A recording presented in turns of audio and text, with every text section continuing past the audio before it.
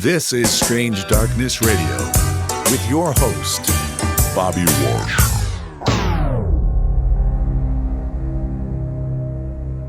Welcome to another episode of Strange Darkness Radio.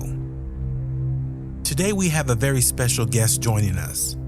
Her name is Silverayne, and she is a multi-talented practitioner of the healing arts.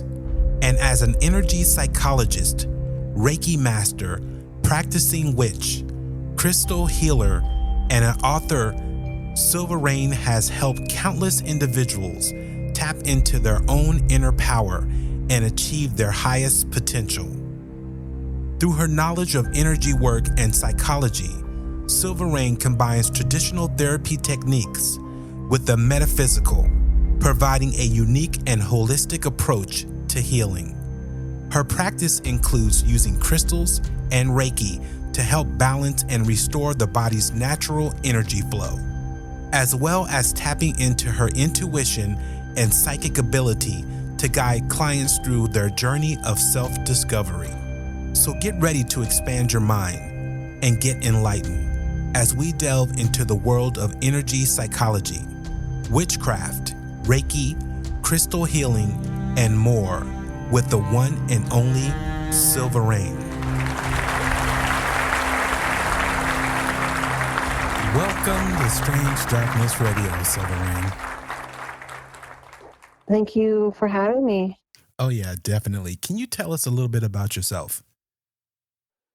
Oh gosh. I I am a recent grad from University of Phoenix. I hold a master's in psychology. I've traveled all over the world, but I call Oregon home. Now, again, you wear many hats. As I said in the intro, can you kind of give people a brief, deeper look into those particular hats that you wear? Since I mean, there's so many, and and again, I'm pretty sure this has happened over decades of experience. With you being able to delve into all these particular things that you do. Yeah, so I have been practicing witchcraft for 20 years, and then I just wanted to do more with that. So for 2 years, I've been a Reiki Master, which I do a lot of distance Reiki sessions with people. So being a Reiki Master, you are the conduit of universal energy. We use that to direct to people's chakras, and that's basically a chakra is a well in your body that is full of energy, and when that gets out of balance, you start to feel it. It manifests in the physical. Reiki Masters help realign your chakras and unblock them so the energy flows all as one. The one thing I've not heard of is energy psychology. Is that something that's been around for a while? Yes, it has. Okay. It's been around for a while. So you hold energy. Everybody has energy. Everybody has, it flowing through their body. We have our own energy field. We use techniques like, it's called energy tapping. We tap on meridian points of the body that help, calming and helps relieve anxiety. And we do a lot with post-traumatic stress. So being a Reiki Master, I think kind of would intertwine into those particular, arts. Is that how that works? Yes. We do exposure therapy involving imagining and retelling traumatic memories and obtaining, that in a safe environment. And I have a wellness group right now that I offer trauma recovery and healing. We do a lot of, I tell people, excuse me, and I warn people that you're going to feel some stuff. Yeah. Your body holds the trauma. And people have probably seen a lot of videos, especially on Instagram, of the spinal energetics. And there's certain points, we work on, and you see a lot of people rising and reacting to having the energy work done on them. And that's a very real thing, is your body remembers the trauma. And our job is to you know, help you with that. And so, yeah, I've had a lot of people have full on meltdowns and cry because we're helping them release so much. Wow, that's amazing. Yeah, can you give out your socials? I have all my socials attached to Linktree/Silverayne with my name. Okay, great. Yeah, all of my services, all of my stores. Um, I just started a healing group uh, in honor of my cat that just passed away. Yeah, I did see that. Yeah, and I'm sorry to hear, about your cat. But yeah, was it a he or she or? It was a he. He was 3 years old, and yeah, he just got multiple organ failure in the matter of days. Wow. So I helped him, cross the Rainbow Bridge. So I am revamping my businesses. I named like my jewelry store after him just to keep his memory alive. Yeah, that's really beautiful and nice. So you also do healing, crystal healing. In helping Iggy transition, was it uh, crystal healing involved in that also, or just or I Reiki? was trying with him, but I think he was too far gone. Okay. When we do crystal healing and we do, Reiki on people, um, there's a lot of people that have, issue with that and not realizing that crystals hold energy. Yes. You have crystals in your cell phone. Exactly. Um, there's crystals in computers, but we also use that in conjunction with Western medicine. There's never been a point where we say, just do this and it will heal you. We help the healing process.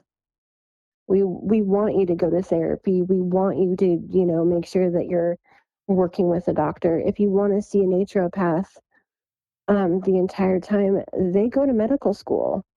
So what really got me into crystal healing is when I had my thyroid surgery in 2016 to remove my cancerous thyroid.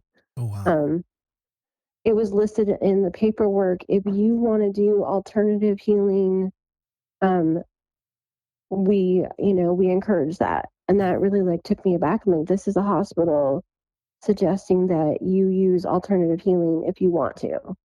They weren't opposed to it.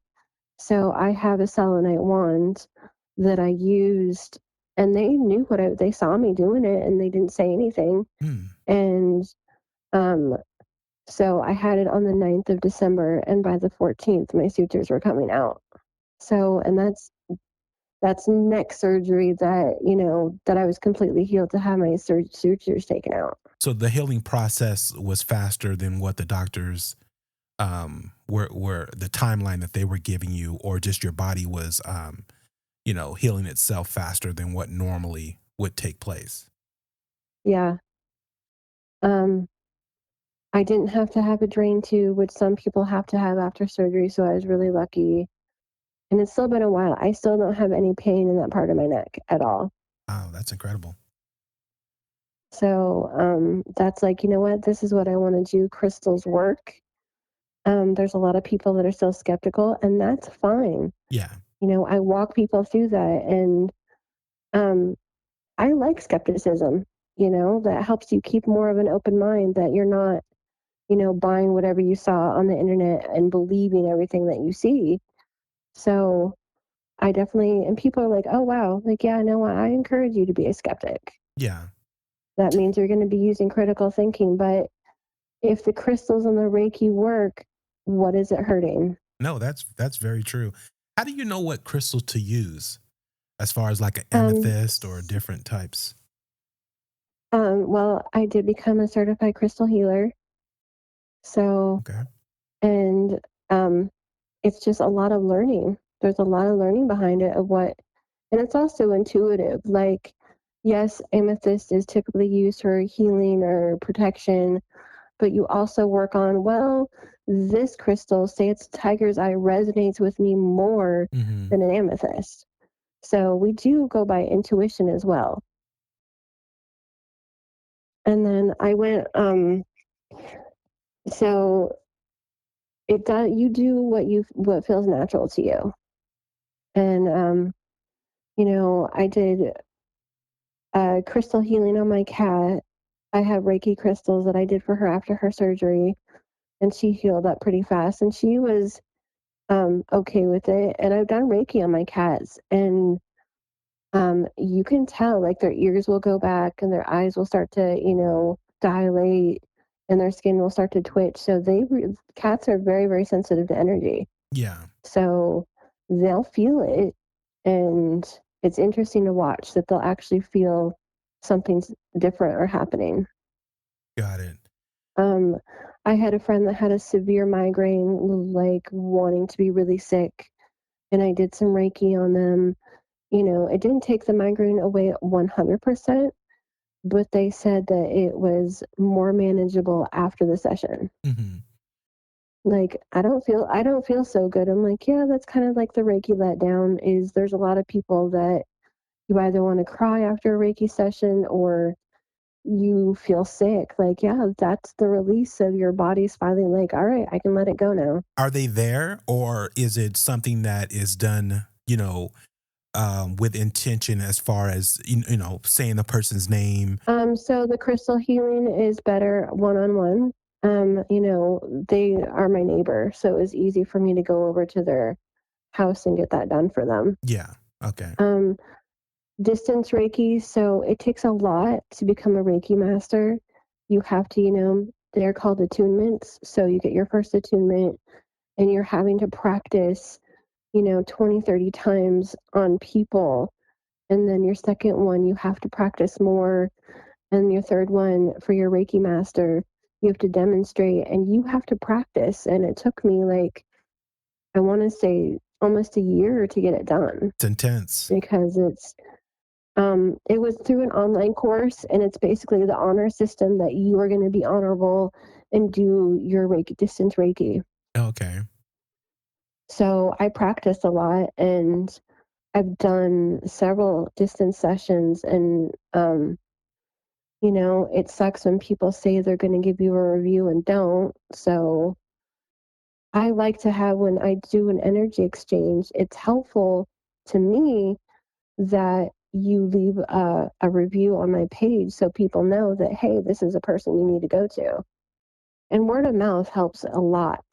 Yeah. So I have my friends that will definitely recommend me. So I kind of think they're a little bit biased, but the friends that I have are skeptics themselves. So Yeah. it's not like I trust their word because, yeah, they're skeptical and it worked for them. So it should mean something. Um, Exactly. I'm And also I'm also a rune reader, so I do rune stone readings for people. oh wow.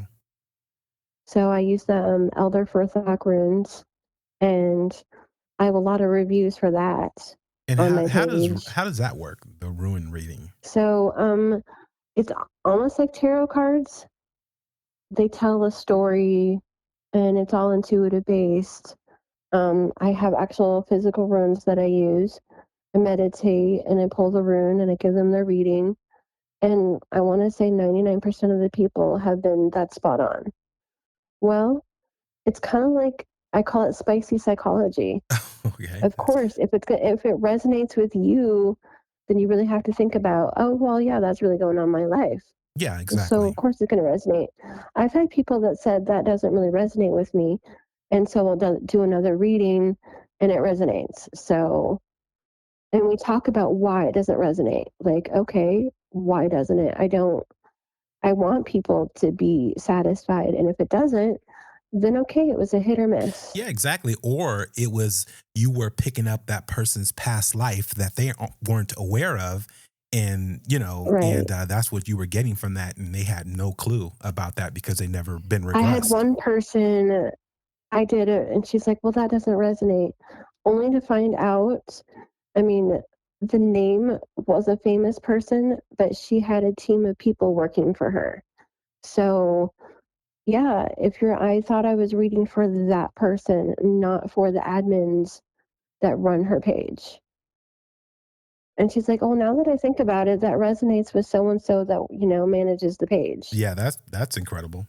I'm like, "Well, it would be helpful to know that there's admins running the page and not the person." Yeah, exactly. Yeah.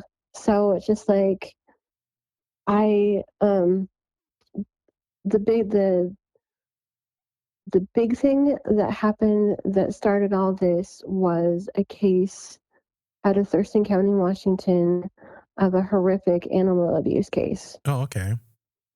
And I was living in Reedsford, Oregon at the time, and my then husband and I pulled into where we're staying. And I said, "Oh, look, it's a cute dog." And he's like, "What dog?" And I'm like, "Oh, probably ran away." About, I don't know, I ended up on this page on Facebook that I don't even know how I ended up on it. And they were like, "We're trying to find the person, responsible." And I said, "Well, I can help." And a person commented, "Well, they don't need woo, they need actual police work." Yeah. So, and I get that a lot. So it's not like, "Oh no, my feelings are hurt." So right after that happened, I look up and the dog is in my place. Wow. And for me, it was instantaneous.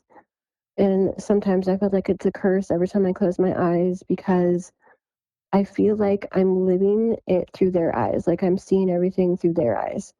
So I saw everything through her eyes, which was not pleasant at all. I called the number to the police department or the joint animal services in Thurston County, Washington, spoke to the officer. I told her everything and she believed in me. They had a sketch artist, sketch out the person's face. And probably a week later, they arrested him. And it was the person I gave them his truck and his house, the path that he took the dog down. And no, that wasn't public information. I even said that she belonged to a little boy. And at that point, they thought she was a stray. Turns out it was the guy that was supposed to be babysitting the dog that he took her and, unalived her. Wow. So let me get this straight before we go on, just so people are clear. You were with your at that time husband. You pulled up to a location.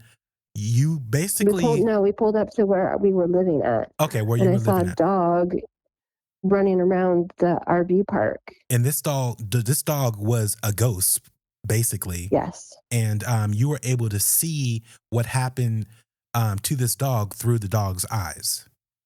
Yes. Wow, that's incredible. Okay, go on. I just want to make sure we got that. Yes.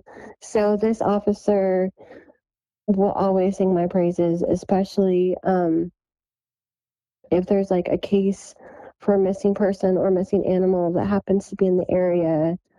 The news reporter that for that news station, he will even vouch for me if there's cases that I'm like, "Yeah, I can help you out." And they're like, "Well, they can contact us and we'll vouch for you." So you're actually able to see people who've passed, on to the next life. Yes. Wow, that's incredible. Let's go ahead and take a break, and we're going to come back and talk about this.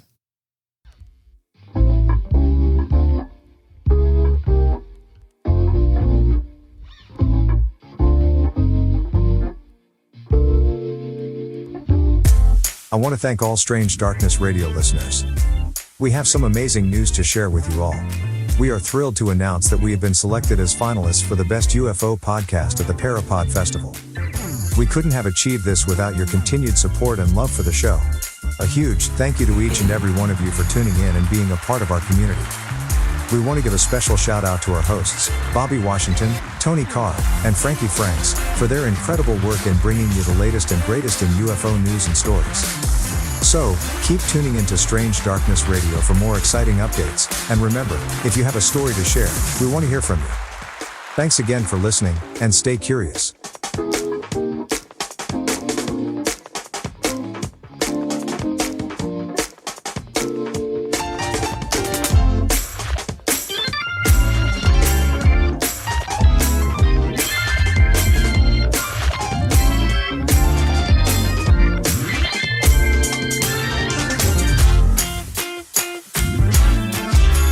Hey, this is Bobby back again, flying solo, but I have a special guest on the line, Silverayne, who is just was telling us about a circumstance involving apparition of a dog. Was it actual in Yes. physical form, or was it in a ghostly? Yes, it was. Oh, it's in physical form. Okay. Yes. So was that your first time having that type of experience, or is this something that you've always had growing up? I've always had it growing up. The first premonition I ever had was when I was 6 years old, and it was very brief. Mm-hmm. My mom was standing on the ledge, and I think she was probably about, I don't know, 6 feet off the ground, and she was talking to our movers, and it was really quick, like snap your fingers quick. I'm like, Mom, watch out. And I saw her fall. I like, you know, and then I came back to reality, I guess. And I said, Mom, watch out. And she fell. So, So you saw it before it and happened, even. yeah, Wow. people didn't like me in school, especially when I could call out, you know, how long a relationship is going to last. Yeah, that might not be a good thing. So, and then, with the stuff that, the current political climate that's happening right now, yeah, Mm-hmm. I saw it coming. I mean, there's not a whole lot you can do about it, but it is what it is. I mean, I didn't exactly like, ooh, I knew COVID was going to happen. I just felt something big was going to happen and things were going to change.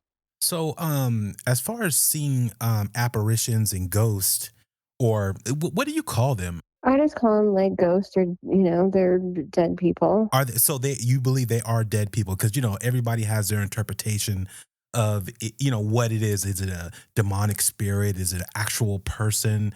Why is it that some go on to whatever afterlife and then but some stay? That whole thing. Um, so to tell people, uh, what happens in, when we're no longer on this earthly plane, I think would upset a lot of people. I think they have to look forward to this heavenly place that they're all going to go to when they die. When you die, you never really go anywhere. Being a witch, we call it, well, um, Summerland. During Halloween, which is our sacred holiday of Samhain, um, that is when we call and what we say the veil is thin. And it's basically, imagine that, I don't know if you've ever watched Stranger Things or people watch Stranger Things. It's kind of like the upside down, but not like that dark and gruesome Yeah. of, imagine, a mirror image of our worlds in tangent and moving along with ours. And that is where people go when they die, Oh wow. doing their own thing. So In some you cases, mean living? people ask me to, Just what was just that? real quick, just real quick. You mean living their another form of life, in that world, or is it that they're in a place that they really don't know about? They really don't have no clue, of their, they're trying to get back to, because it seems like these ghosts and everything else are always trying to get back here. Um, I get what I would say is they're living their own reality. Like, heaven to them would be them carrying on in your happiest moment of your life. Oh, I And see. hell, we don't believe in hell. I mean, well, hell, if you want to get technical, hell spelled with one L is Loki's daughter. So, um, that would be your worst nightmare. Like, if you were not a good person, you're going to relive the worst thing ever on rinse and repeat. You're going to wake up every single day, and that's what's going to happen to you. So now would be the time to be good, start being good people. There you go, people out there. But before we move on, I have to get the whole thing on witchcraft as far as, your background. When did you start practicing witchcraft and all that stuff? Like, I think it started when I was young, and what's interesting, and you can ask, many people over, many cultures, especially people that practice the craft, is I'm first seeing what everyone calls the man in the black hat. Like, and I'm sure listeners, oh my gosh, yes, I've seen the man in the black hat. Who or what he is, I have no idea. okay, I call hold him a up. watcher. Stop. Hold up for 1 second. Okay. I've seen a man in a black hat, right? I've only seen him out of the corner of my eye, and I've seen him only at hospitals, entering Yeah. in and out of a door. So that's interesting that you said that, because I've never even talked or told anybody about that. And it's just periodically that it happens. It's a tall figure. He's wearing like a Yep. And he's wearing a fedora. black hat. Yeah, and Yep. yeah, that's interesting. Go ahead. Sorry. Yeah, the man in the black hat. And he, I don't know, first started appearing in my life when I was 6, right before the premonition started. Hmm. And then um, probably my generation, we got all obsessed with the craft, and then watching Charmed, and then you just kind of want to like go out and get your first tarot deck. And I did. I got my first tarot deck. I had to keep it in secret because my mom didn't like any of that stuff. I remember when I was 13 that my dad bought me my first Ouija board. Oh, okay. Tony is missing out because he's he's always talks about the Ouija board on the show. I've never delved into the Ouija board, but go ahead. There's a lot of people that won't touch it with the 10-foot pole, and I can understand that because you are opening a doorway. You are willfully deciding to communicate with the other side. And for the life of me, why they think it was a good idea to mass market them and put them in stores for kids, I will never know. I mean, it's not, it's not a toy. In the But craft, everything is a tool. okay, but here's the thing. Isn't there such thing as white witches and dark witches, or, blood witches and different things? So could it have been that this person who came up with the Ouija board, which I can't think of his name right off the top, was trying to target people opening these doors everywhere, so these particular entities are able to come through? I honestly have no idea what his intent was. As far as light witch and dark witch, it's all about your intent. I mean, as a practice, so I am aligned with a left-handed path that people have a lot of misconceptions of what that does and is. Yeah. Dark witchcraft is, yes, we lean toward more, cursing and hexing people only when it's absolutely warranted. We don't do anything willy-nilly. Everybody, you're a duality. Everybody has lightness, everybody has darkness. You can't see the stars without it being dark, and there's light. So you need something. You can't see the, stars in broad daylight. It doesn't mean that I'm evil. It just means I follow a different path. Well, I have to ask the question. So you have cursed people? Yes, I have. Okay. And I take it that you probably felt These they are only deserved it. people that are right. And, witchcraft, there's a psychology to it, is, if you do everything in your power to remedy the situation, have you done your homework Mm-hmm. before you do this? Like, have you blocked them on social media? Have you stopped all communication with this person? And then sometimes you have to give the universe a little nudge. especially if you feel like the wheels of justice are taking too long.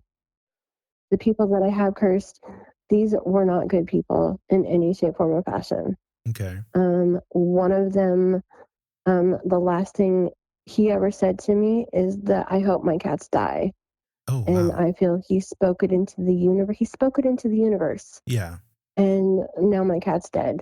Mm-hmm. Whether or not, he had cause and effect over that, I don't know. But I strongly believe, your words it's called spelling. It's called spells. You speak your words and you're putting that into the The universe. universe, yes.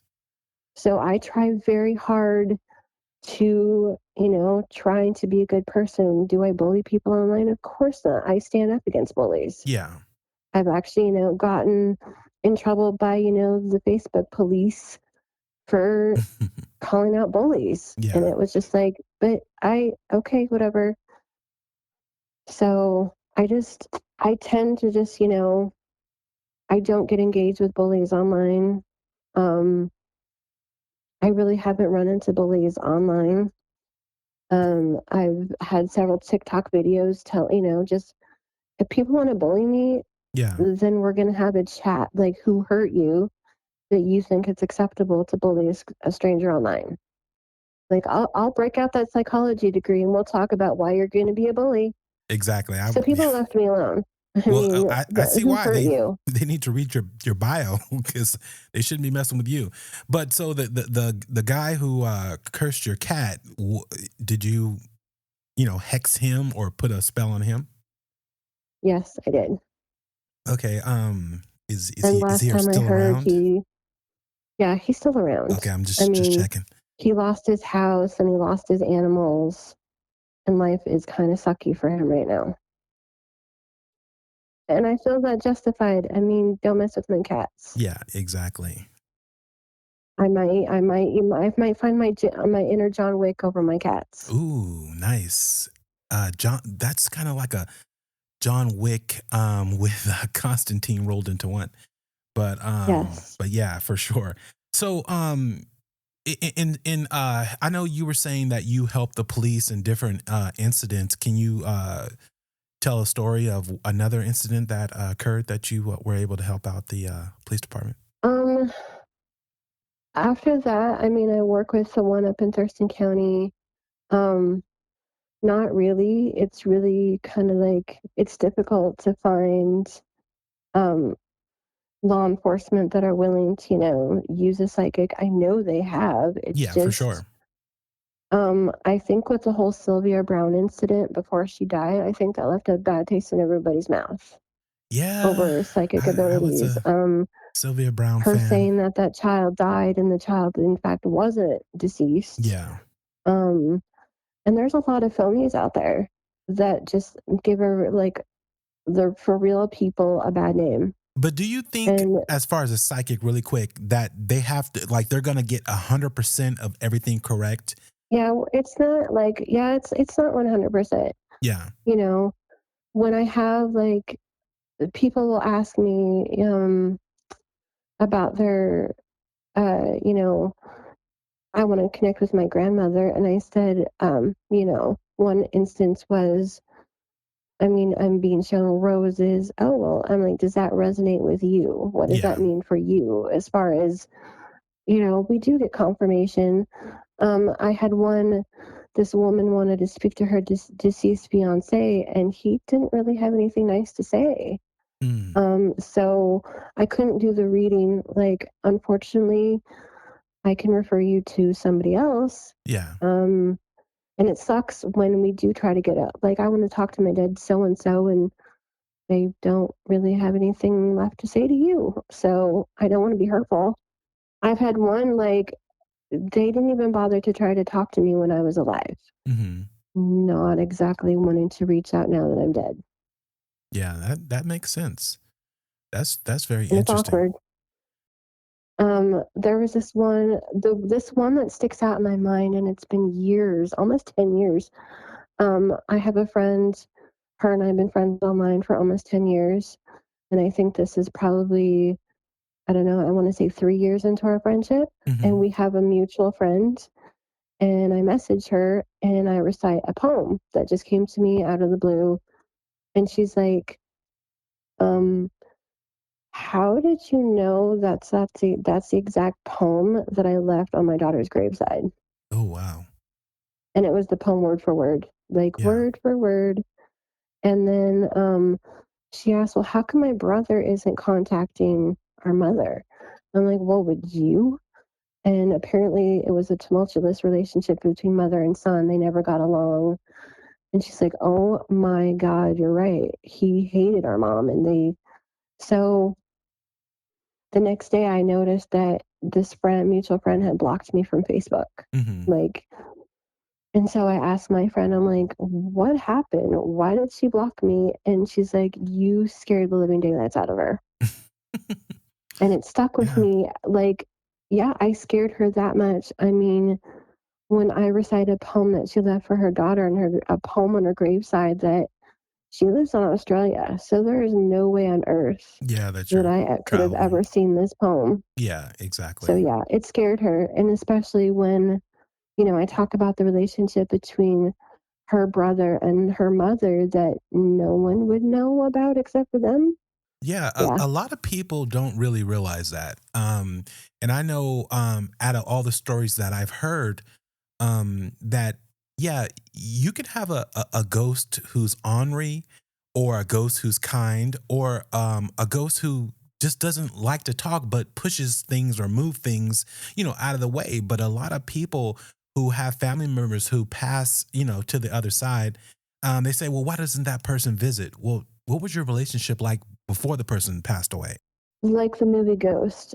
And I like to use that as an example of him trying so hard to move a penny or trying to move something tangible in our physical world.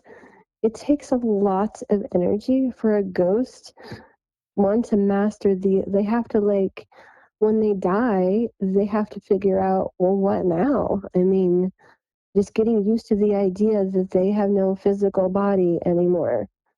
And Hmm. then to take all this energy to be corporeal, which means solid enough to move something on in our realm, it takes a lot of energy. Yeah.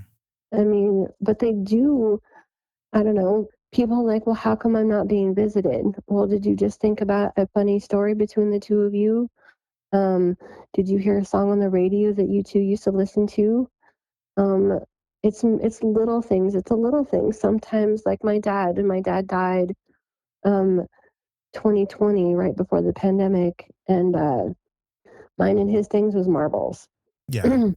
And I would find random marbles in the weirdest places. And I have them collected. So I like to think whenever I'm thinking about my dad and I find a marble in a weird place. And they're like expensive marbles. I found like this cat eye that I know is rare. I like to think it's signs from my dad that for me not to lose my marbles. And he was always telling me that. So it's the little things. It doesn't have to be like, I don't know, you look in your living room and your deceased aunt is standing there. Yeah.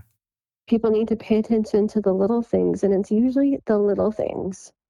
You'll hear someone with their name, or you'll watch a show and it's like, hey, we used to watch that show together. It's just the little things that your person is thinking about you and then trying to connect just to give you some comfort. Yeah, that's it. That's interesting. I know when I go, I do not want to hover around anyone. I want to go see what's happening. But we're gonna get back. I want to ask you when we come back from this break about demons. So we will be All right. back. All right.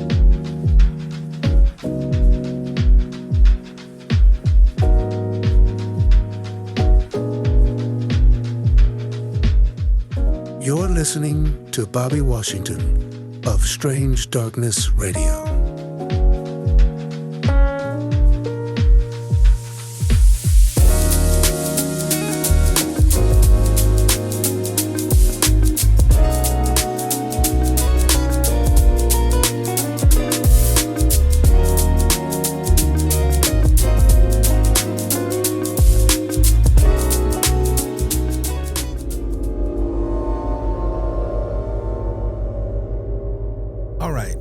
So, in having all these experiences and doing all these healing practices from Reiki to crystal healing, having a psychology degree, have you ever encountered something evil or demons in general? Evil, I would say yes. It was, well, one, the house next door to my apartment building gives me the heebie-jeebies. Mm, There's just something about that house that I do not like at all. I had an app on my phone that acted like almost like a REM pod, and those are little instruments we use to, if something gets near it, it'll light up. This one was loud. Like, I didn't realize how loud it was till I sat it down, like, by my, away from my couch, and it went off. Like, something had gotten near it. And then I would say the energy around my ex-husband's house. Like, hmm. I did not like that energy whatsoever. Yeah. I always felt like I was being watched. What I was doing, what was called, it was basically sealing a house is where I will basically do a protection incantation to just put a barrier between us and the spiritual worlds. And when we cast circles and draw our pentagrams in the air in the spiritual world, it will show up as a blue light. This blue light is a boundary that you are, if you are a malevolent spirit, that you are not allowed to cross. So what I was doing was trying, and they had a lot of windows. In this house had an insane amount of windows. It drove me nuts.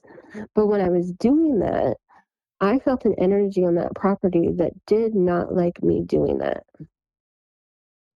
And then there was like this fenced off area that had a bunch of trees. So when the people that bought the property came and finally chopped down all those trees, the energy there was wild. I couldn't wait to move. Um, when my stepson and I went down the road, it wasn't that far. It was just like people would put their RVs there and summer there or whatever. He and I went down there and we were just like, I think I have it on my laptop somewhere by the shed garage that had their boat inside of it. On the other, on the backside of it, I caught a full body apparition of like this man in a top hat and a jacket, and you could see his like cheruby cheeks. Hmm. Um, I'm just like, we were standing in a circle, and he's like, something just touched me, and I'm like, we need to go. Like, I don't like it here, and there wasn't anything there. Yeah. And then we started hearing whistling. I'm like, okay, now it's time for us to go.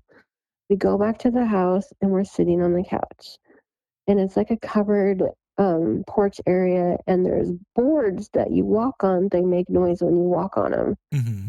Something was heavy enough to make a sound on the boards, and then there was a light right by the washer and dryer because our washer and dryer was out there. Yeah. It was tall enough to cast a shadow on the wall, like the ceiling, and then kept going.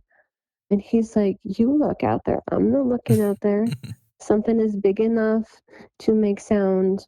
And my ex thought, well, it must have been a dog. There's no dog. A dog, like, there wasn't a dog that followed us. Hmm. So yeah, that was like probably the scariest thing I've ever caught out there. Um, as far as demons, um, there's a lot of misconception. I Okay. mean, they're basically a different deity that's a different flavor. I mean, you have, say, Prince Stolas, who appears as an owl or a crow. He teaches you astrology Okay. and poisonous herbs. So I actually have, it's called a Goetta tarot deck. So my tarot deck is the demon tarot deck. And it works just like a regular tarot deck. I mean, there's such thing as, they're called Shax demons. those aren't the ones you want to summon unless you know what you're doing. And those are the ones that are, malevolent and can actually hurt somebody if you're not careful. And I kind of believe, I'm sure a lot of people have heard about the Annabelle doll Yes. and all that. I'm fairly certain a Shax demon resides in her, or a demon that's, I don't know. I just know most of the demons that I work with, Mm-hmm. they're not all about that. They don't, well, there's people that get possessed. Yeah, there's people that have severe mental illness that need to get medical treatment. Okay, I let's mean, stop for 1 second. Because again, people will be like, wait, what did she just say? So you actually work with demons? yes, I do. Okay, so how did that come about? Is this doing your practices with those particular tarot cards that open this particular pathway, or how did this come about? This came about as more curiosity for a book that I was writing, and then it just sort of like, yeah, this aligns. I I um I practice Luciferian witchcraft, and Lucifer, one, not the devil. Okay. He is he's the light bringer. He is basically Switzerland until he doesn't want to be Switzerland anymore. Okay, what do you mean by Um, that? he's neutral. He's neutral. I mean, he teaches. He's about um, science and practicality and um, being a teacher. Mm-hmm. Satan, one, that means adversary, and there's a lot of people that will say it's the same, and it's not. Um, and it's not it's not Satan isn't like an actual deity. It's a job title that Oh, is filled okay. by different deities. Got it. Um, they have actually, and I have a friend that practices Satanism, and I joined a group a long time ago. I think a very extremely boring group of people. They have rules and tenets that the hurting of animals and children and people, that doesn't jive with them. So they're So not doing orgies or anything like that, or I mean, if they're sex orgies, sure. I mean, oh, witchcraft is all okay. about love, sex, and awesome drugs. Oh, okay. But it's with consenting adults. Yes. They're going to be doing that, and then you have like people, especially now in the media, that um, the stars are all demonic, or Illuminati is all demonic, Mm-hmm. and you can probably ask someone that belongs to the Church of Satan that they're, no, we don't claim that. Yeah. That's not what we're all about, especially hurting children. Mm-hmm. Um, I've actually, it took a long time for me to actually get the cats that I have, um, because people have done a deep dive on my Facebook page. Oh, well, you're Mm-hmm. into witchcraft. I'm not going to give you a cat. Yeah. Like, Oh, wow. Is there but I something like with cats and cats. witchcraft that Um, you guys do with cats? so some cats can be a familiar, and there's connotations of familiar that it's you know, Satan in disguise, and that's not true. Or we just have house cats. Mine are just house cats. But, well, thinking that, we're sacrificing animals, um, is there animal sacrifice in some of the crafts? Sure, but that's not really practiced anymore. And if it is, it's done with the most utmost and deep respect for the animal's life. Mm-hmm. It isn't willy-nilly, we're just out killing animals just for the fun of it. Are you now? You're not with this particular group anymore, correct? You're No, I'm okay. not. I joined that group on Facebook out of curiosity because of a book I was writing. Because I don't like taking things for face value. I Mm-hmm. want to research it for myself, and I'm very adamant about research. Um, that's, I think I've always wanted to learn everything I could about everything. Especially if I see things online that don't jive, like, I don't think that's right. I'm going to actually research it. Mm-hmm. And that's probably the cause from being a psychology major, Yeah. is you have to research everything before you write it down and dare to have it published.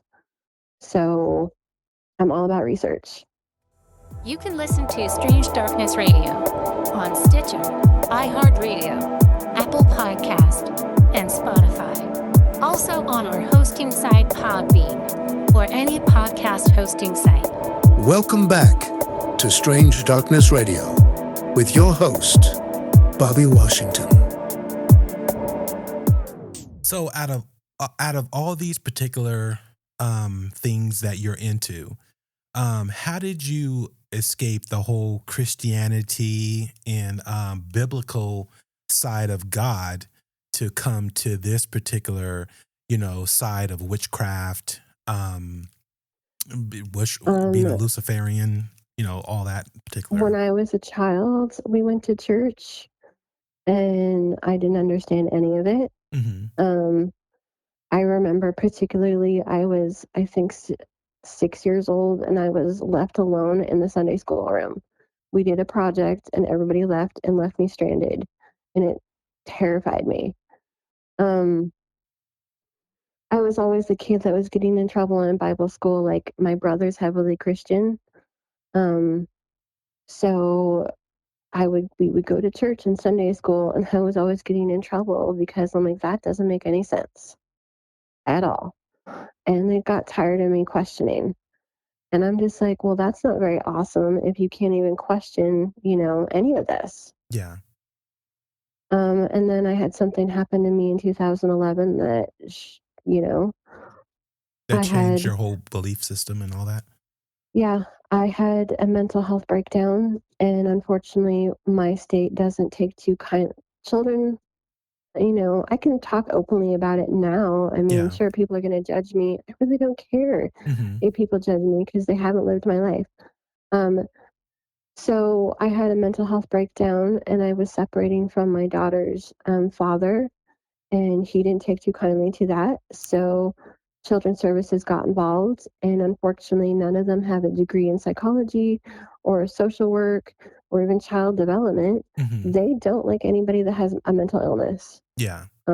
So I decided that, I didn't want my children going down the rabbit hole of my mess. They went into care, but people are like, well, you need to pray to God. And I did, probably about for 2 weeks. And I don't know, joke's on me that like a week later that I have Jehovah's Witnesses knocking on my door. I mean, that's not cool. I mean, you send me them of all people. And it was all right. I mean, because I was upset and lonely and devastated that, it was nice to have another human around to talk to. Mm-hmm. And I'm just like, this isn't what I need. I don't understand this. Like, people are like, well, God doesn't give you any more that you can handle. Seriously? I mean, this isn't okay at this point. Yeah. And I was questioning it too much. And then I moved and I found a group that were pagans, and they were kind of cool until they weren't. They were very cult. It's called Bonewit's Cult Dangers Checklist that you can Google online, that if you're hanging out with this crowd of people, you can actually go through a checklist to make sure that they're not a cult that you're hanging out with. Oh, wow. So they were very cult-like behavior for being pagans, and that wasn't okay with me. So I just started to do my own thing. And as soon as they found out that my path was different than theirs, because they're all love and light, which is, I mean, Wiccans are cool, that aren't, the love and light brigade. Mm-hmm. I mean, it's just positivity out the ass, and it's annoying. Okay. Let's love and light your offender. Let's love and light your abuser. No, they need to go to jail. Exactly. Love and light and wishing them happiness and rainbow and sunshine. So yeah, when they found out that I wasn't all love and light, they actually, they got really nasty. Oh, and wow. I'm just like, that's not very nice to do that to someone when you don't agree with. I said I wanted to talk to them about something that I'm writing a book, and one of them just went off on me, like calling me delusional, and wow, I thought we were friends. Awesome. Wow. Only to find out, I had brought my daughters with me because we had what's called open circles, and we were doing like this. So basically, we do our casting of the circle, and it's about friendship and, singing songs and all about positivity intent. I had my kids with me. And then my daughter, when she was little, she was up on this, climbing on this chair. And she likes to climb on everything. Well, she looked like she was about to fall, and they really like, well, you're a terrible parent. Your Mm-hmm. daughter on a spell and blah blah blah. That's what she did. I mean, she climbs on everything. She's gonna fall. She's not hurt, and she's gonna pick herself back up again. Yeah. I know her enough to know that she was okay. Mm-hmm. But to say one thing to my face and then to turn around and stab me in the back, and then yeah, so you just have to find your own way. And right now I'm part of this fantastic group on Facebook that jives with my beliefs. We're not gatekeepy. Um, and they celebrate you discovering your path. What's the name of this particular group? So they're called the Grey Witches Haven. Okay. And they're a fantastic bunch of people. I'm an approved reader in their group, and you have to be tested. It's not like, oh, I do readings. No, you have to like two people, and you have to do your reading, and then people have to vote on whether or not that was, it resonated. So in that group, I'm approved to do runes, dream interpretations, and wax interpretations, which is the leftover candle wax, and then Yeah. you do a reading of what you feel that the picture is telling you. Wow. And with dream reads, I pull psychology into it. Like, we dig into the psychology when you want a dream interpretation. I mean, you wear so many hats. That's crazy. Yeah, I'm adding more. I'm registered on, it's called Udemy, and there's a bunch of classes that you can take. By the time I'm done, I think I'll have like 14 different certifications and stuff. The book, you mentioned that you wrote a particular book. What is that book called? Oh, the book that I'm working on? Oh, you're not finished with it. Oh, okay. It's a work in progress. Okay, got it. So it's a trilogy. So it's not really dystopian. It's really out there. It's there was a nuclear fallout, the world rebuilt itself, and it's kind of like, it's not Hunger Games, but it's kind of like they had technology, like the main city had technology. They still have technology, and it's a bunch of witches that are saving humanity from shape-shifting aliens. Now, It's really out there. Is this all fiction, or is any of this, Yeah, it's all fiction. Oh, okay, all fiction. Okay, got it. Okay. Well, also, okay, you said you've had, alien interaction as far as possible UFO abduction. Yes. Can you tell me a little bit about that? Like, and also the timeline, because I know when it comes to UFO abductions, it's usually you're being followed by them for long periods of time, like decades, as being younger or Right. older. So can you tell me a little bit about it? It was 1998. No, 1999. I was a senior in high school. Mm-hmm. And I lived in Dallas, Oregon, and they'll say Dallas, Oregon is like rumored to be a UFO hotspot. Before that, I would see something, darting around in the sky. And then I would hear this sound that even if I hear it today, I know that I'm being visited. Like, you cannot mistake the sound. So it sounds like, if you know what a reefer truck sounds like, the trucks with the refrigerators when they're idling, it sounds like a combination of that, a little bit that it's revving, and it sounds like the wash cycle on a washing machine. So it's a very distinct sound that I don't know, my stomach kind of turns and I kind of get anxious every time I hear it. Like, out of the blue, when there's no possible way that I can hear it. We live down a road. There is not going to be any trucks going down that road at all. Like, trucks are not allowed down that road, and there's nowhere for them to go. I started hearing that for about a week before the incident. And I was looking outside, like, what is that sound? I mean, there's nowhere for it to go. I remember that it was the time that our neighbors hired a bunch of people to bale up their fields because it was for straw. And so there was probably about 4 combines, and combines are big and menacing by themselves. So I had gotten used to it. So I never paid attention, and they were menacing, whatever. It was nighttime. So the combines were parked along the side, and I saw like this bright light in the fields. There's no way to put a light in that field unless they fed a line to my neighbor's house and put a big, floodlight out in the field. But it wasn't, it was just there in the middle. And there's a house way, like almost like a football field length away. And because of the curvature of the earth, you're not going to see it in the middle of the field. Yeah. Even on like the clearest of nights. And that caught my attention. And then what caught my attention more was I saw what I thought were people standing in the middle of this field, like off to the side and not that far away from me. I'm like, well, that's weird. I thought it was the workers, but it's nighttime. What the hell are they doing? Like, okay, you're weird. And I'm like, do I run inside? I mean, what do I do? Because I don't know. I mean, are they going to try to kidnap me? I don't know. So I go and feed my pigs, whatnot. And I'm like, I'm nosy. Like, stupid white lady, I'm going to be nosy. I walked over there with my flashlight. Yeah, I mean, there's this like offshoot. There's this guy on Facebook that he's hilarious, and he has a clothing line that white women ain't scared of shit. Yeah. I mean, we're stupid. We're nosy and we're stupid.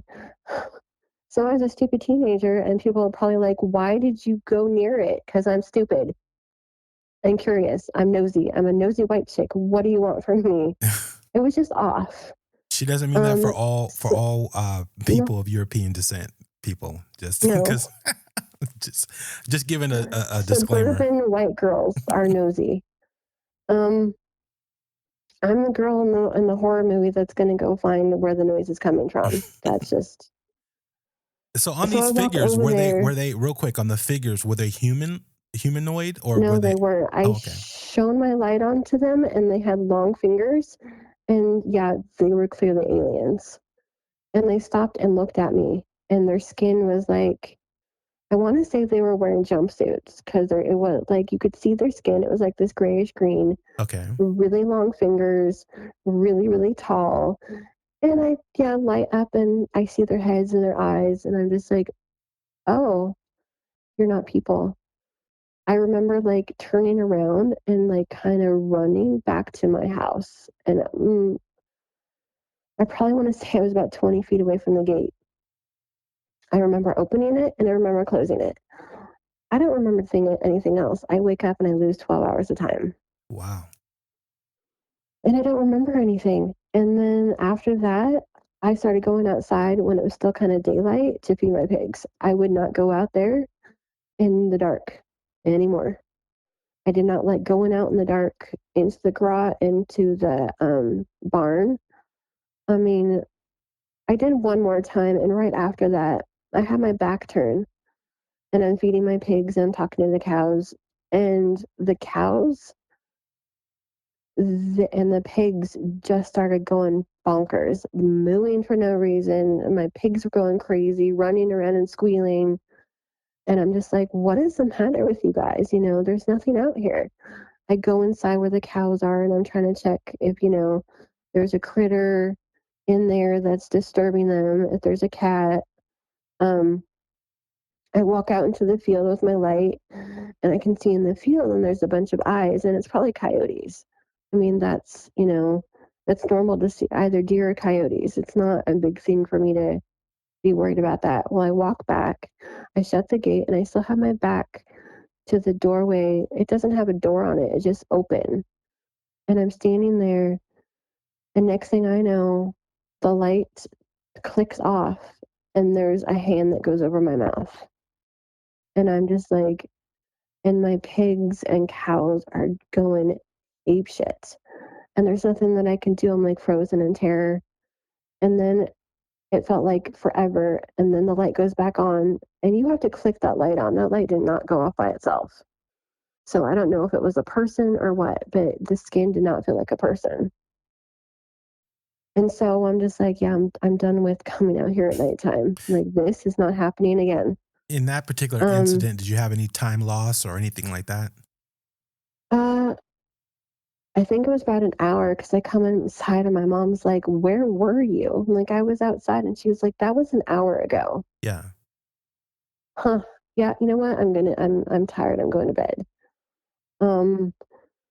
I still kept hearing that noise and that sound, and I kept seeing the whatever darting back and forth in the sky.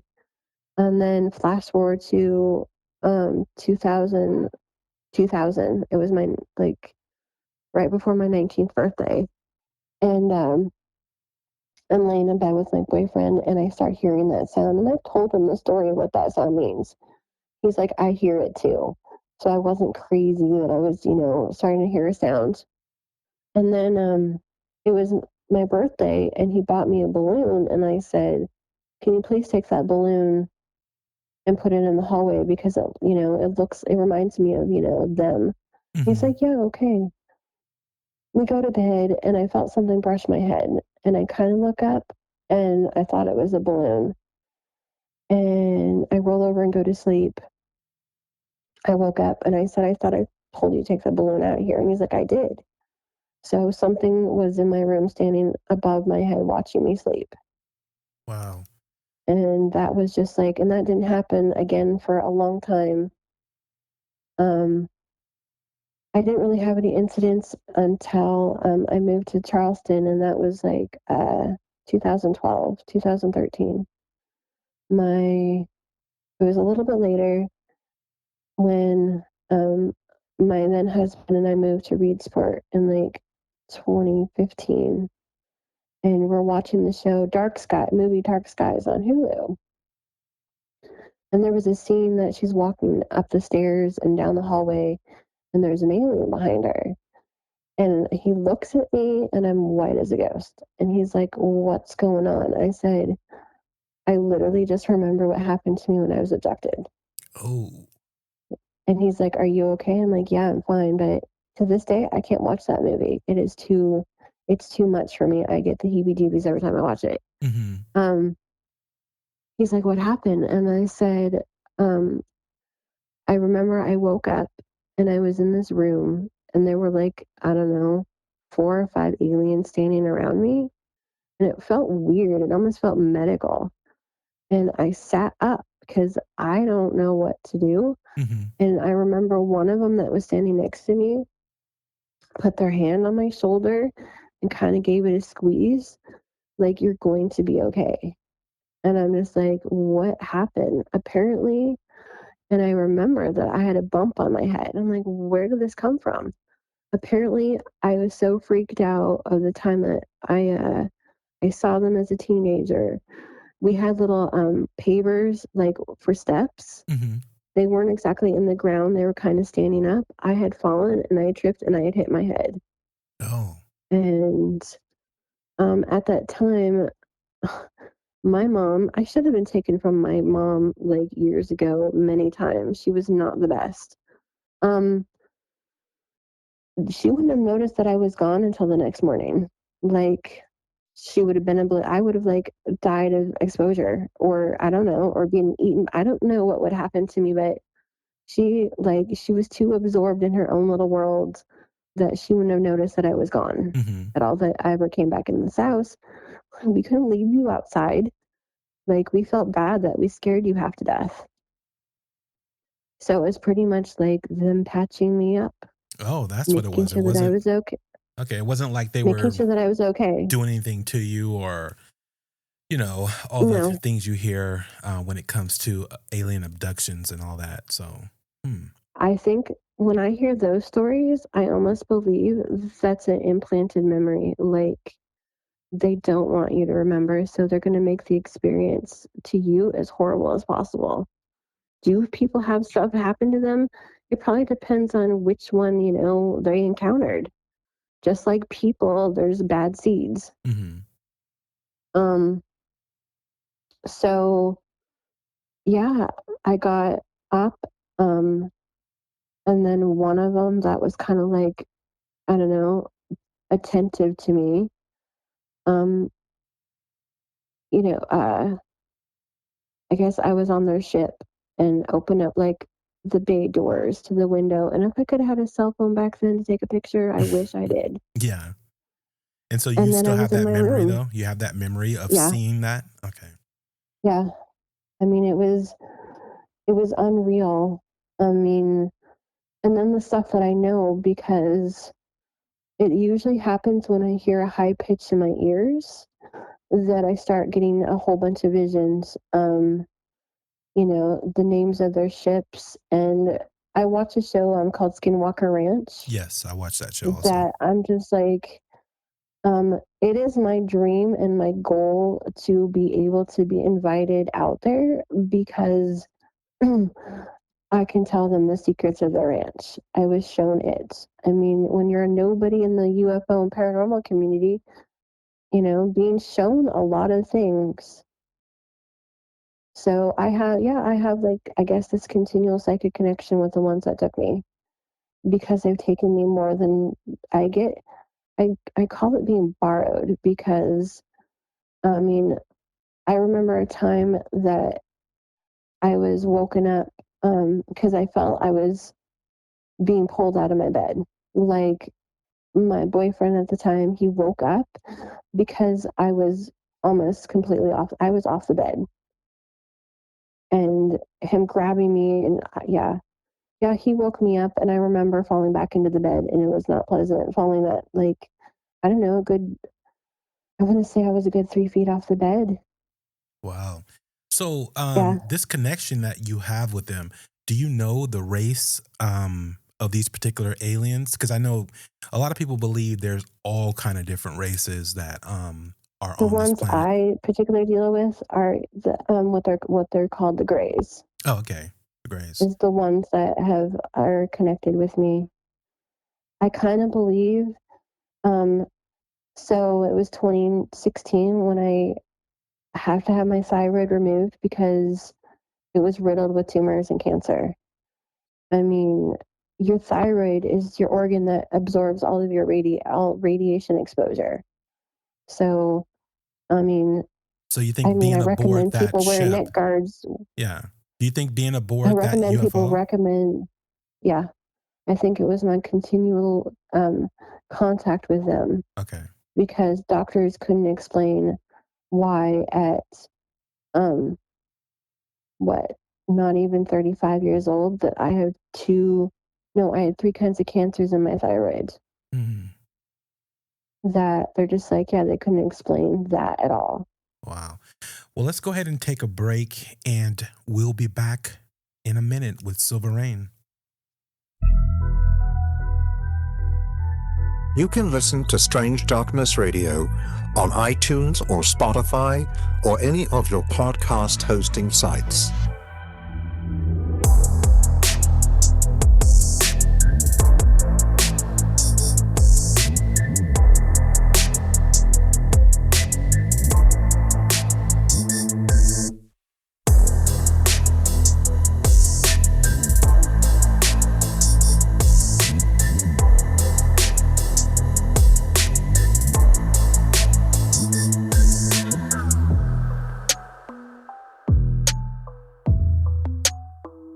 And we are back. And so, yeah, you were telling us about your medical condition there. Um, so you're all better and no cancer free and all that good stuff, right? Um, it's being managed with medication. Okay. Okay. Well, I that, mean, it's not thyroid cancer is not pleasant. yeah. It's funny how the doctors will call that the good cancer. Oh, wow. Okay, because it's localized to the thyroid, but it's not the good cancer. It's Yeah. not any how much you actually depend on your thyroid. Like Hmm. I have no um bodily temperature control anymore. Oh, wow. Yeah. So kind of like hot and So cold going on a lot. yeah, or I don't know that I'm cold until, hey, my arms hurt because I'm cold. Hmm. Wow. So it's always hot and cold at inconvenient times. Yeah. If your temperature drops, too much and, too far and you're not even aware of it until it's too late. So, yeah. Yeah. I have to be careful in taking hot showers because I mean, aside from having fibromyalgia, lupus, just being able to really discern hot and cold, I have to have, my partner, like, that's really hot. Hmm. Or you need to stop working because it's really hot in here and you need to, like, oh, no, I'm fine. Yeah, You're red in the face. You need to go sit down. Oh, exactly. not even noticing that I'm having external signs that you are overheated. Yeah. So it sucks. I like going outside, but if it's hot outside, I really can't go outside. Hmm. Wow. So have you had any other incidents with UFOs? Hopefully not. Um, the house in Charleston when I lived there, I mean, I have a picture. It's a really bad picture, but you can see the silhouette of, I guess, an alien that I caught in the garage. Hmm. Um, then I remember before I left that house, I took a picture of a UFO and sent it to like the MUFON website because it was really weird. That was not a helicopter. It kept like bobbing in between the trees. I mean, and I hate cell phones because they're crappy videos. Yeah. Um, I remember there was like a shed with a car on one side and wood on the other. I swear I saw something in there. I'm like, you better leave or I'm calling the police or some stupid whatever. And I get this, I've shown the flashlight on it. It was my cat on top of the car. No way. I know I saw something standing in there. Yeah. I mean, that was absurd. Um, or I'm downstairs by myself and I'm in the bedroom and I hear the sliding glass door open and my name being called. And what freaked me out is um I have a name that I was adopted, and as soon as I found out that I had a birth name, I Hmm. started going by that. Oh, I see. So for whatever to call me by a name that I no longer use freaked me out. Yeah. And I'm like, I go and I shut the door and I lock the door, and I'm like, that's not even cool. Or I've been woken up by something like pulling the blankets off the bed, and I wake up and it wasn't a really tall alien, it was kind of short. And I Hmm. see it and I'm like, hey, it stops and turns around and looks at me and then bolts. So, and then what really got me is the one time where our room was like a basement apartment. There's no physical way to shine any light from outside in our room. Like you'd have to be standing in a really obscure place. I was woken up because not only was our entire room lit up, there was a bright orange light shining into the windows. And there's absolutely no way for that to be physically possible. And I woke up my husband. I'm like, what is this? And he's like, I don't know. It was really strange. So throughout all the incidents and things that happened to you, have you ever correlated, whether it's the paranormal side of things that are happening, because they do say, some say, demonic spirits or apparitions can, play tricks on you as far as, whether they're, acting as aliens or coming to you in different, types of things, whether it's animals, whether it's humans, whether it's, anything like that. Do you think any of that could play into um talking or dealing with demonic spirits or anything like that? Um, no, I don't think so. I think, aliens are aliens. And Yeah. then when you see like paranormal shows and there's, malevolent spirits, Hmm. that's most of the time is like residual energy from a very unhappy person. Yeah. I mean, I have been woken up and hearing, voices of particular demons, like, Baphomet's one, but Baphomet's like a teacher and kind and not, I've never had anything bad happen to me when I was, dealing with demons. You're the first person I've ever heard of say any of that. Just for the record. Oh, yeah. Everyone I'm else. not the group that I'm in on Facebook. There's a lot of us that one person does like 30-day dedications to different demons. Oh, wow. And so yeah, no, I've never had anything, when people say, "Oh, that's a demon talking to you, not your dead relative." No, that's your dead relative. Um, like I said, there's different demons are just different deities. They're spicy deities. I like how you say that, I spicy. like to call them spicy. They're spicy deities of, they all have their different specialities just like regular deities do. Mm-hmm. Yeah, but then I've never had anything bad happen to me. I've had a lot of nasty spirits. Mm-hmm. Are really just grumpy people. I don't know, say you move into a house, it's like an old farmhouse, and you start doing stuff like redecorating. I mean, part of, my craft is we like to talk to our houses, get the feel of the energy, let the, if the previous owner is there in spirit, hey, I'm going to be redecorating your house. I hope you don't mind. Consulting them. People really should do that though. It would. And if they're acting out, they're having a tantrum that you're doing stuff. Mm-hmm. So, I also, I'm going to get my paranormal, stuff off the ground next month. I want to go to houses for investigative purposes. Yeah, really quick, because you were talking about, having, the different meters and stuff or whatever to be able to detect the presence of a ghost and all that. So I was going to ask you, do you actually go out and do that? I did it once at a cemetery with 2 people, and we had a lot of activity. Mm. That was really interesting. Something was throwing or banging against the shed to get our attention. And I said, just because there's 3 of us, I don't particularly feel comfortable going and investigating that. Mm-hmm. Because we were surrounded by rocks.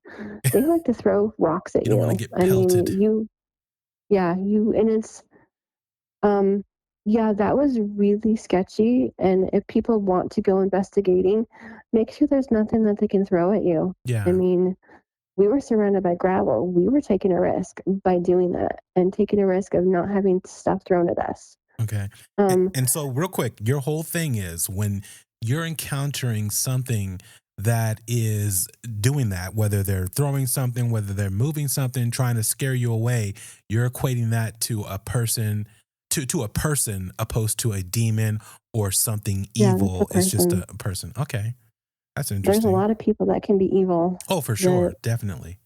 I mean, there's poltergeists, and poltergeists, they are residual energy that is manifested into something from either people that have bad negative energy all the time. Mm-hmm. And another thing with poltergeists is menstruating women and women that are going through menopause manifest poltergeist more. Oh, okay. Because their energies are all over the place. Mm-hmm. The apartment that I lived in Newport, Oregon in 2011, I left because something attacked me. Oh, wow. There was a poltergeist and an energy in that house. I had a dry erase board attached to my wall with 3M stickers, and 3M stickers are very, very strong. Mm-hmm. Person that I was dating was staying over, and we heard this loud bang, and I go into the living room because we're just us, and that dry erase board was thrown across the room, and there was nothing there that could have thrown anything across the room. My last straw was I had something. I'm by myself. I feel the bed move. You know how when people get on the bed and it moves? The bed moved. Something grabbed me by my ankles and shoved my knees practically all the way to my chest, sat on my chest, and tried breaking my neck. And so when people talk about sleep paralysis, I was wide awake. There was no sleep paralysis about that. That's when I was introduced to kind of like a guardian spirit that appeared for the very first time and protected me. And basically, I heard, um, you need to get out of this house. And so shortly after that, I moved. I left that house. I left that energy there, and nothing like that has ever happened to me again. Are you now, since all these particular abilities that you have, are you now able to clear a situation like that as far as alleviating Yeah, the entity? yeah, I do. And that's what I want to do for people is I want to go to their home and identify whether or not it is paranormal. Hmm. I mean, houses make noises. Yeah. Um, to identify if it is an issue, to help you either make peace with if you two can cohabitate peacefully. Um, if not, I can help not only remove the issue, I can banish the issue, I can cleanse your home, and I can also prevent reinfestation. I can seal your home and put wards up that will prevent whatever was going on in your house of coming back. So over time, I've learned to be able to do that and banish things very, very quickly and put wards up and cleanse my home. And it's funny because I bought some night lights because my house is really dark. They they're blue lights, and it's kind of a twofer for protection because nothing malevolent can cross a blue light. Did not know that. That's good info. So you guys hear Yeah, that out there? Blue light. Now, what kind of, does it matter what type of blue light? no, it's just a. This is kind of like they're blue LEDs that you Okay, can find on Amazon, got it. and they're reactive to light. So if your lights are on, it won't come on. Okay. So they have to have, and the one I have in my bedroom, um, every once in a while, even with the light off, even with the light on, it'll start to flicker. There's no bad electric here at all Hmm. that will make it like I know something is walking back and forth around my bed because I have been tapped on the shoulder. I have been tapped on the back.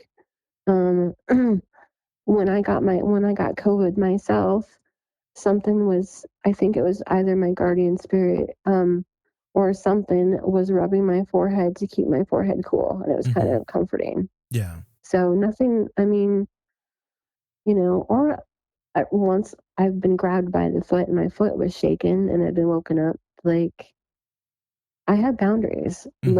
And that's the thing that people, especially who do psychic work, you have to have boundaries with these spirits or they will bother you 24/7. Like, I'm sleeping. I don't want to be particularly bothered by your shenanigans right now. So, is there a situation to where have you, encountered to where you're actually out and you see these apparitions or seeing attachments to people, and then you go up and like, hey, There's a thing called astral larvae, and they're particularly nasty creatures that attach to your aura. They're the ones that feed your bad behaviors and your addictions. mm, So I've seen those on people, and it's just like, oh well. And then it makes sense, especially if you have an encounter with that person. They're snappy about something. yeah. So, um, there was a fact I read many years ago. It's like 35% of the people that you run into in your daily life, especially like, say, a big city like New York City, and you're walking, Hmm. about 35% of those people are actually dead and they don't know it and you don't realize. Are you serious? I've never heard of Yeah, that. Wow. yeah, That sounds creepy and scary as hell, especially in New York because yeah, a lot of those people, I mean, they're in the physical form, they're scary. So imagine if they're actually, sitting there dead and don't know it. That's wild. yeah, Wow, incredible. yeah. Incredible. Um, I've had people, contact me to contact a relative, and it's like they're freaking out right now. Like they just, the realization that you're actually dead. And Hmm. sometimes it does take us telling them that you, in fact, are dead. I'm sorry.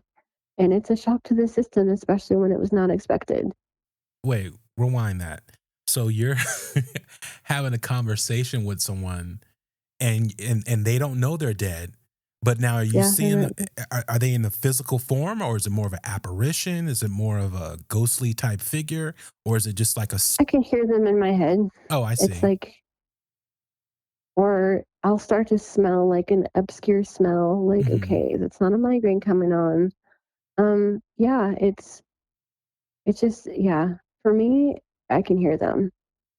Wow, I that's mean, interesting. 9/11, I think the first time that it ever actually really happened to me is I was woken up and I could hear a bunch of screaming, like loud screaming, panic screaming. And then my dad wakes me up and he's like, "You need to get up right now." I'm like, "Why?" And he's like, um, "Plane just crashed into a tower."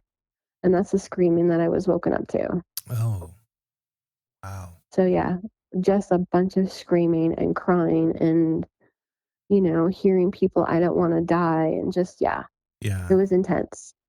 That, and who do you talk to? You can't like, yeah, okay, sure. That's when you need to go to a doctor, especially if you're hearing voices like that. This is not schizophrenia. This was, yeah, it was not pleasant for me.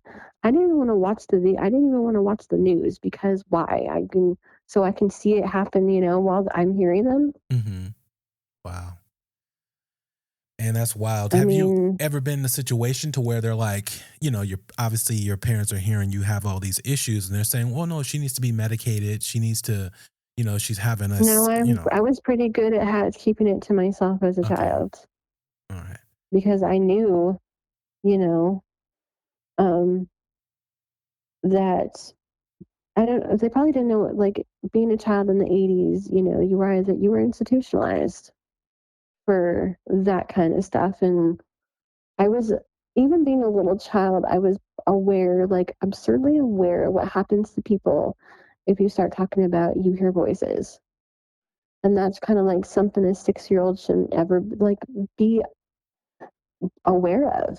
yeah, I guess that's what gets me about people and like, off subject about, I don't know, hearing that their 5-year-old is saying that they're a boy or a girl. I'm like, you're acutely aware of a lot of things when you're hmm, 5 and 6. yeah, Yeah, but being aware that you don't tell people that you hear voices or see things. hmm, I had an invisible friend that, you know, was an actual, I guess, was a spirit. And to me, they were, that's what, invisible friends aren't always invisible. It's like parents should start asking, their kids about what does your invisible friend look like? yeah. That's Just to make true. sure and start looking at obituaries that, hey, my kid's actually talking to, the dead person that died yesterday or something crazy. Yeah, yeah. That's or if there's anyone who passed away in the home. So I made myself a witchy kit, and it's items I take with me when I'm on a paranormal uh, excursion, if you will. Hmm, what I does that take with me, consist I of? have, so um, most witches will have what's called an athame. It's a spirit ceremonial knife Okay. that we use. So we use it to cast the circle, and we also use it to, because there's like an invisible boundary between our world and the spiritual world. We'll use it what they call to cut in back to the circle or to cut yourself out. You just don't want to walk over your barrier. Hmm. Um, we use it, it's a ceremonial knife. So I'll take that with me. Um, and I will take what I have is, I guess, earth friendly blessing herbs that I made, especially if I know that it's a burial ground. It has some herbs in it and it has a little bit of tobacco, Yeah. basically to acknowledge the Native American spirits that were there, that you're being acknowledged. I'll take salt water with me to cleanse my shoes because I don't want to track anything home with me. And yeah, so it's just, and it's offering herbs that I bring with me as an offering. So one that the spirits are and have been acknowledged, and we're here to investigate. We're not here to be rude or intrude. Um, just an acknowledgement. And the time we had at the cemetery, it was okay. I mean, nothing happened to us. a lot of weird stuff happened to us, but nothing like malicious. And you didn't bring any unwanted spirits home, did you? No. Okay. I made sure as soon as we left, I salt watered my shoes just to like cut the ties between me and the so nothing could follow. So I always do protection spells on myself before I'm, whenever I go anywhere. But this house, unfortunately, the apartment building that I live in, rumor has it, it was built on top of a burial ground. Have you had any of those entities or spirits present themselves by any chance? I took a picture of, like, across the street from my apartment building, and there was like this weird, you got weird vibes. Um, I just get weird vibes by the woods that are right next to me. Oh, okay. Like always. After Thanksgiving, we had a turkey, and like the bits of turkey that were left over that we weren't not going to eat, I took all of those and I walked down to like the entrance of the woods that I felt something was there, and I left offerings. Oh, wow. Like to acknowledge whatever is here, and the animals can eat this meat. And I didn't leave any bones because I didn't want to hurt any of the animals. Yeah. But I always walk by, when I do walk by and it's broad daylight and I know something's in there, I'll just give an acknowledgement that you have been acknowledged and seen, and we should be cool with each other. That's cool. That's awesome. So as far as the services that you offer, can you tell the audience about some of those? Because they might need those services. Sure. So the services I currently offer is I am offering in one of my groups all the Reiki attunements that by the time you're done, you'll be a Reiki Master as well, because you have to be a Reiki Master yourself in order to do that. I'm also offering in the same environment, I am teaching people about crystal healing and what crystals are safe to use and how to use them. I'm also offering people how to use herbs safely. I always recommend you talking to your doctor before you take any herbs. I mean, these aren't any off the wall herbs in the first place. So yeah, I'm teaching that. I'm also teaching, and I have a group that's for subscription. It's like $20 a month, where you will get trauma recovery and healing. I'm certified in dialectical behavioral therapy and cognitive behavioral therapy. So we do a bunch of, I help you with your emotional triggers, and I help get you to the point that you can see the word that will trigger people, but you will not have any feelings behind that word anymore. It'll just become a word. And I'm not talking about, big trigger words that have like racial connotations to it. I'm talking about, helping people with their PTSD so it's manageable. Yeah. I'm talking about, if you hear the word, miscarriage, it doesn't have any weight behind it anymore. It doesn't set up any feelings anymore when I'm done. I mean, and helping, like, you can choose to scroll past that post. Yeah. Or if you see that word, you're not going to fall into a pile of mush and cry and get upset over and not react to it.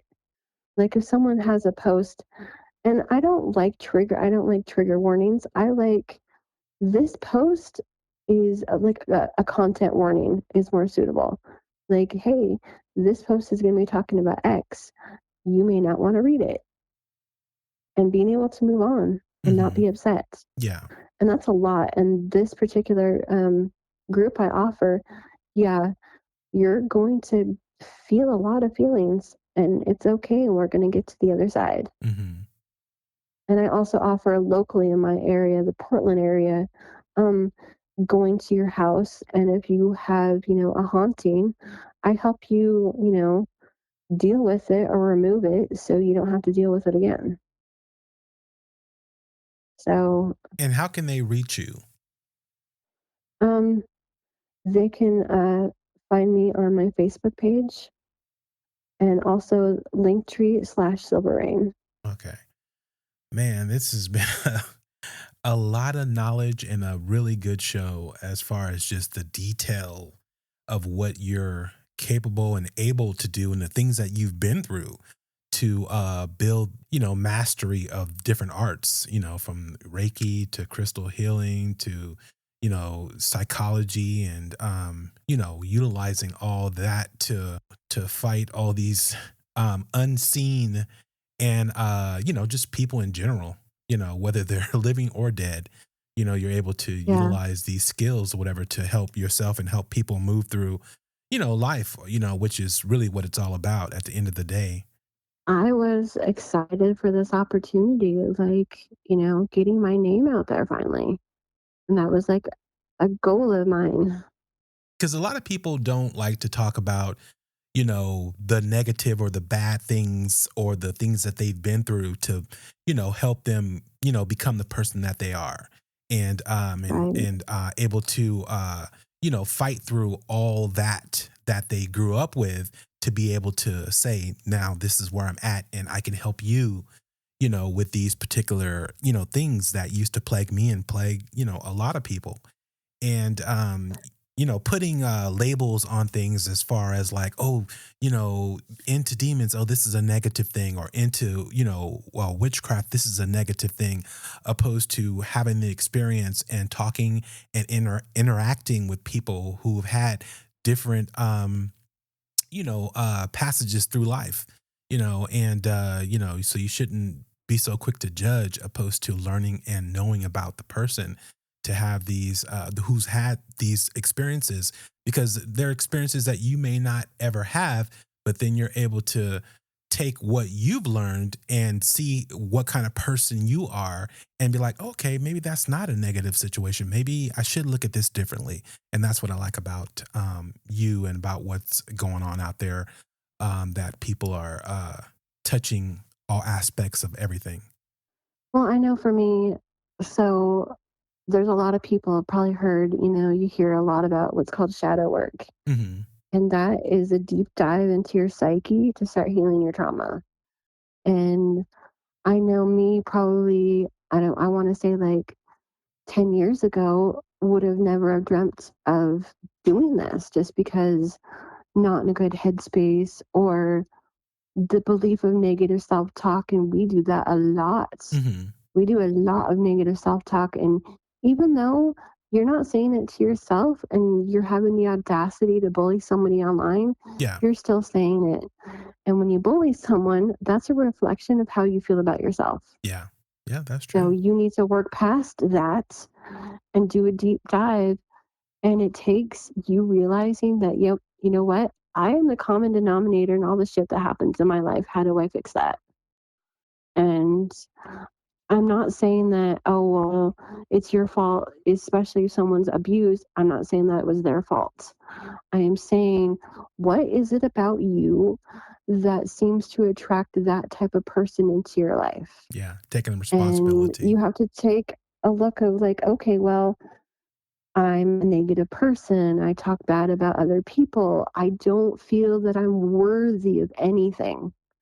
So you have to change that mentality. You are worthy. And I want your, listeners to hear that you are a worthy person. And when you recognize that, you can step out of your comfort zone in doing something like this, because if you don't, opportunities like this are going to pass you by and you're going to start to get jealous because, well, why doesn't anything like that happen to me? Hmm. Because you're too busy focused on the negative. Yeah. No, that's very true. And I will psychology and be that therapist to people. Like if you're too focused on the negative and too focused on what other people have, of course you're not going to get it because you're too busy being upset and negative about it. Yeah. Yep. Or when people think about like, well, how come I don't have the mansion or how come I didn't have this life experience? Because it wasn't for you. Hmm. It was for them. And now you need to go what's after what's for you. That is so And true. I don't get jealous. Why? That wasn't for me to have. Yeah. No, What am I definitely. going to do with a mansion except, fill it with things You're going to be too busy filling rooms with things, and what? You're going to die, and then what? Your stuff is just going to go into the ether because you decided to fill your life with materialistic things instead of people that matter. Yeah, that's true. That's I very don't get true. jealous. I don't get angry. I don't bully people online. I just, you know, okay, cool. You want to bully me? We're going to chat about why. And I don't give them the space. Mm-hmm. I let people say what they're going to say, and then I move on with my life. Yeah, And that's all exactly. people want. People just want to be heard, even though it's mean and nasty. And there's some people that enjoy hurting others because Yeah, they don't care that it's another person that you're talking to.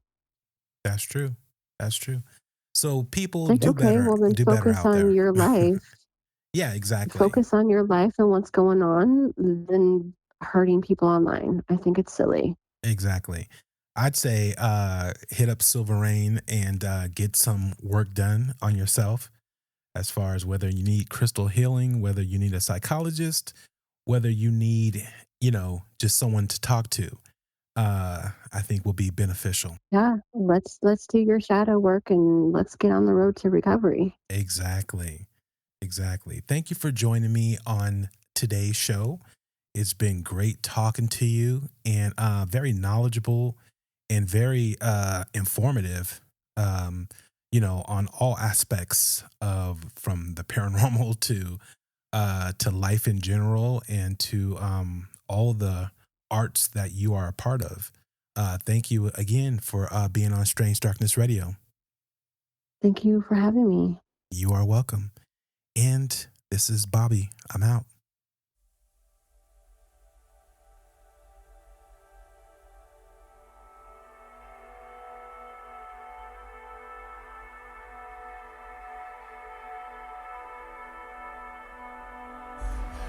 I am Buzz Aldrin, and I was the lunar module pilot on Apollo 11. 5, 4, 3, 2, 1, 0. All engine running. Liftoff. We have a liftoff. 32 minutes past the hour. Liftoff on Apollo 11. I believe that this nation should commit itself to achieving the goal before this decade is out of landing a man on the moon and returning him safely to the earth. No single space project in this period will be more impressive to mankind or more important for the long-range exploration of space, and none will be so difficult or expensive to accomplish.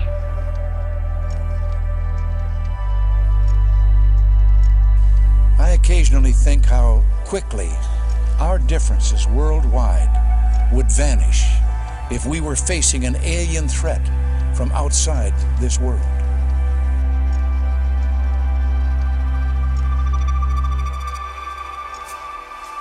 The truth is that we've never proved one, but there are things flying around up there that we haven't fully identified yet. And keep in mind, there are basically 1 billion galaxies in an ever-expanding universe.